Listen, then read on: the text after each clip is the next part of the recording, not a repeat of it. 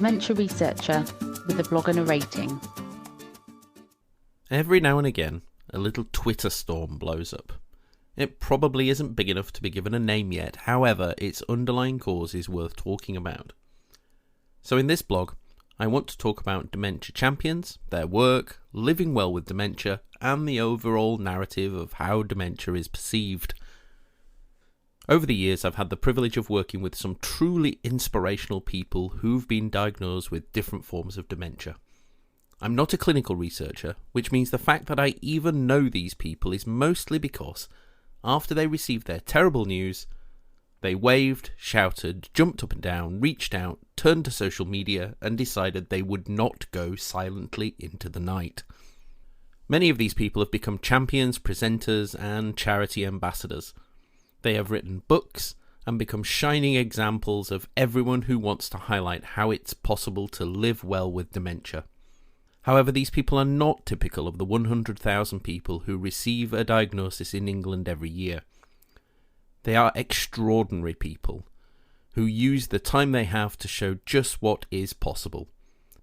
Campaigners, charities, and others argue that through their example, others are inspired to live and learn and improve their lives with a diagnosis. Then there are the others who argue that some, not all, of these champions do not realistically represent life with dementia.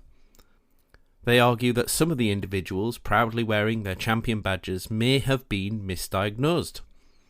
Not based on personal knowledge of the individual, but instead based on how that person presents and time elapsed since diagnosis. And let's face it, we know that young onset dementia can be difficult to diagnose. As a result, they ask if their experiences are valid. Are they misrepresenting life with the condition? Then there is the issue that the people who tell their story are extraordinary people, and that there needs to be more media focus on the lives of the other 99% of people who are diagnosed very late. They don't have support, their symptoms rapidly progress, and sadly, the final year or more of their lives are very unpleasant. They argue that that's a realistic picture, and one that would be more honest. As a blogger, I find myself having an opinion, and truthfully, I think both sides of this debate are right. To help articulate the points, I've broken it down. Firstly, I think anyone with a diagnosis should be supported and encouraged to come forward and talk about their experiences. We know that it helps others and can inspire. However, when dealing with the press and the public, I think it's important that everyone shares how dementia affects people differently. There will always be something that people can take away from the champions, but it doesn't mean that you must aspire to be them, or that you're failing to live your best life if you don't talk about your experiences, or run a marathon, or write a book. Everyone copes differently, and whatever way you find to survive and live is fine. Next, we shouldn't criticise individuals who become champions, even if their experiences are not typical. Instead, we should work to get better at sharing the stories and lives of the 99%, so that the overall picture we paint of life with dementia is one which is honest, with everyone in every situation. And by pairing people who've become champions with people who aren't, we have the best chance to create balance. Because whilst we may prefer to talk about the amazing people living well who become champions, we should also talk about the thousands upon thousands of people who do not get support, who are not living well with dementia. People who self-define as suffering with the disease, even in an age when being called a sufferer is taboo. That isn't to say champions don't paint a realistic picture of life with dementia, but it's their life. Finally, misdiagnosis. This is tricky. It happens. It happens a lot. I've known champions who've lost their lives to the disease, and I've also known champions who are still here 10 years on, and who, on the face of it, do not seem to have significantly deteriorated.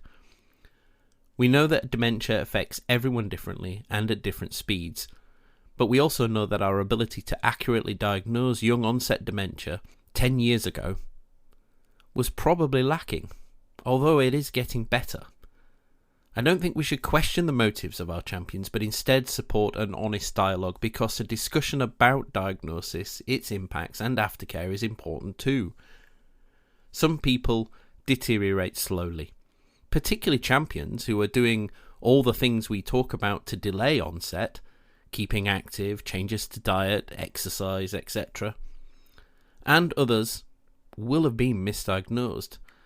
Quite how you talk about this when you spent years of your life starting talks with, "Hello, my name is, and I have dementia," must be incredibly hard. To round up, I think it's important that we show what a good and bad life with dementia is like, and what a life in between looks like too. And support and celebrate those who share their experiences, because people need to know the truth, but they also need hope and support and inspiration to show that it can be better.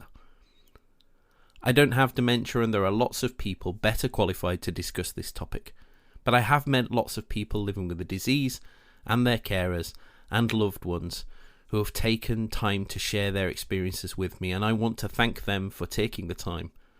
You make all researchers' work possible through the generous giving of your time and sharing of experiences. Thank you for listening. Join the Dementia Research bloggers and share your own views.